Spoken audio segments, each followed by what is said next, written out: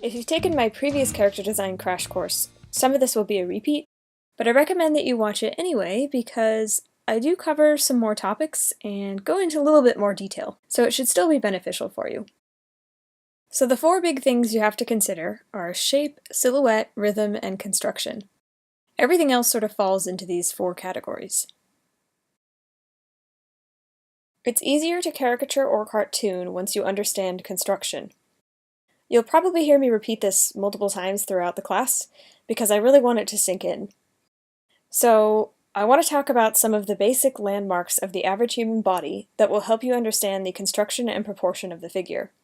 Because, like I said, once you've learned these basics, and once they've really sunk in, you will find it easier to caricature and cartoon. So without further ado, on an average human, the shoulder width is about 3 heads across, the eye line is the halfway point of the skull, and traveling down the body, the rib cage bends at the halfway mark of the upper arm, the elbow lines up with the belly button, and the hands fall above the knees about halfway up the thighs. The overall halfway point of an average figure is at the bottom of the hips. With a figure in profile, there's some angles that you want to keep in mind, particularly the tilt of the rib cage and the hips. A lot of people tend to want to draw them a lot more straight than they actually are. So these proportions serve as a guide to help you put everything in basically the right place. When cartooning, you will break a lot of these rules of anatomy, but it's important to always keep in mind the basic proportions that most people have in common, because when a good character designer exaggerates, they are always aware of what works and what doesn't. So much of character design is caricature and exaggeration, but if you don't have a strong baseline to start with, you won't know how to successfully exaggerate. For example, the first blue figure is an average proportionate figure broken down into simple shapes, which is something that I really like to do, just keeping it as simple as possible, and I'm still keeping to the rules that I just talked about in the last slide, but all the shapes are super primitive and simple. The more you do it, it really helps you understand how the human figure works. So anyway, the first blue figure is proportionate, but the green figures on the right, even though they're not anatomically correct, I'm still aware of the body's landmarks, and there are certain things I've done here that help make the overall shape and design work. So for example, the arms still fall above the knees, and the elbows still line up with the top of the hip bone and navel. I'm still following some of the rules that I set forth in the previous slide. At the same time, though, I don't want you to think that it's never okay to do something like having the hands dangle below the knees, for example, because that could very well work.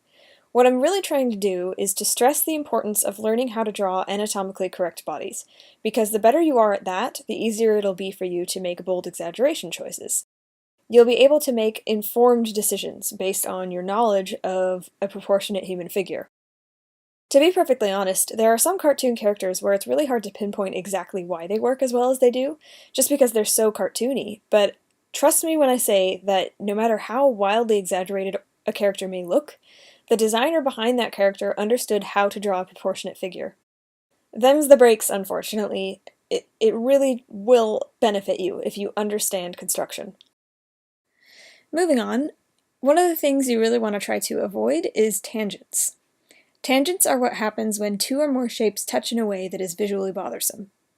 So the example I have on the right, with her bang, it's touching the face in awkward ways. It looks like it's almost glued to her nose and lips and chin, and it's not clear exactly what's happening in the drawing.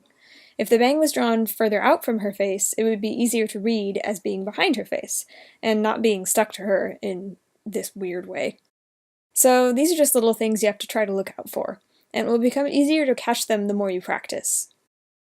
When it comes to silhouette, you want to look out for your positive and negative space and understand that clarity is key. It's about choosing poses that convey the most information about what you're trying to portray. If the action is clear in the silhouette alone, the pose will automatically be stronger. So the silhouette on the right is unclear. Her legs and arms are bunched together sort of awkwardly, and it's just not as appealing to look at as the silhouette on the left, which is super clear. There's a lot of breathing room for negative space, and you know exactly what she's doing. And actually, I just noticed on the silhouette on the right, where her arm meets her lower back, that's creating a tangent, making it look like the arm sort of leads into the thigh. So there's a visual tension there created by the tangent that you want to try to avoid. Silhouette and tangents kind of go hand in hand, really. It's all about clarity of pose and keeping your poses open and easy to read. So that's definitely something you want to try to keep in mind when designing. The golden ratio is essentially a proportion used in design that is considered to be aesthetically pleasing. It's not only used in fine art, but also in character design and architecture, and perhaps most importantly, it's found in nature all over the place. Using the 1 to 1.618 ratio throughout your designs will automatically make them more pleasing to the eye. So here's another example. The Greeks definitely used it when they designed the Parthenon. It can also be found all over the human figure, including fingers. So as you can see here, the tip of my finger to the first knuckle and the first knuckle to the second knuckle is about 1 to 1.618, and so on. And here's a quick example of it being used in my own designs.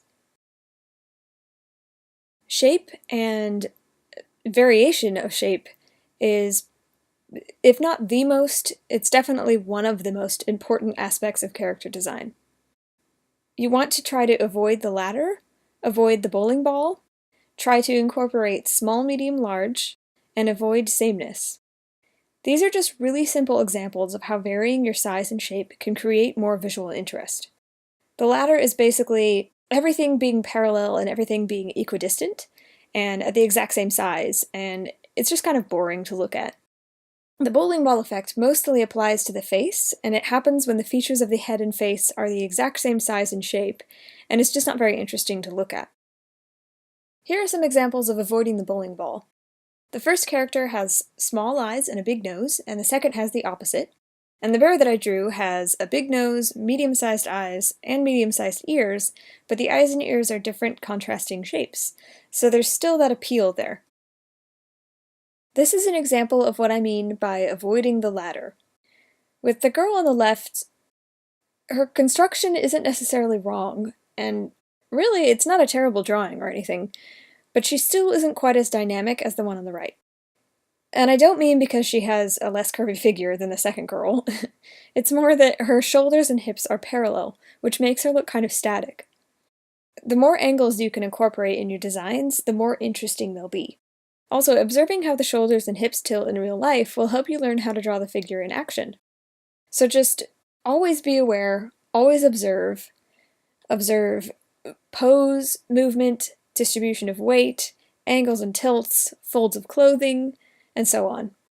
Even people doing something as simple as waiting in line for coffee, for example, tilt their hips and shoulders in a certain way. Rarely are our hips and shoulders as parallel as the first girl's are. Here's another example. I drew this from photo reference, and as you can see, the hips are super tilted, as are the shoulders. Rhythm in design is essentially what makes your eye move across an image. Rhythm is created by contrasting angles and by varying straights against curves, wide versus narrow, large versus small, light versus dark, and so on. Contrasting these things builds visual interest and appeal. So our bodies actually have a lot of natural rhythm, and you want to try to take advantage of that by always being aware of your straights against curves and contrasting angles and such. One thing you want to avoid is drawing what I like to call the sausage man, which is what happens when there's too many curves against curves. It just ends up sort of looking like the Michelin Man, which is fine if that's what you're going for, but usually that's not what you're going for. So yeah, straights against curves is how you'll avoid that. This is a page from Steven Silvers' book, The Silver Way, Techniques, Tips, and Tutorial for Effective Character Design, which I think is probably the best character design book out there. It's just so incredibly helpful and chock full of design insight. Honestly, a good 50% at least of what I've learned about character design was learned from Silver. I took a couple of his classes on schoolism.com as well, which are also great. So anyway, I've linked to his book under the Your Project tab, And I have this up here because these are really nice, clear examples of what I'm talking about. The figure on the left is an example of contrasting wide, narrow, and then the figure in the middle, short, tall, and on the right, dark, light, and you get the idea. Here's more of Silver's work that really exemplifies this, with the wide, narrow, small, medium, large contrasting shapes. In my other series on Skillshare on drawing faces, I talk about using basic shapes and objects as inspiration for creating variety in your head shapes, but this also applies to bodies. As I've said before, start with simple shapes and build the details on top of them. And also, you don't want to get stuck drawing just one body type. So essentially, all of this advice is information that you want to digest over time. It may seem a little overwhelming at first, but give yourself time to take it all in and just be aware of it. And the more you have an understanding of these things, the more you'll practice drawing with these things in mind and incorporate them into your work. And the more it will become intuitive. Eventually, you'll reach a point where you're not going to have to actively think about this stuff every time you draw. It'll just become second nature to you, but it will still inform your drawing process. Alright, time for the next video.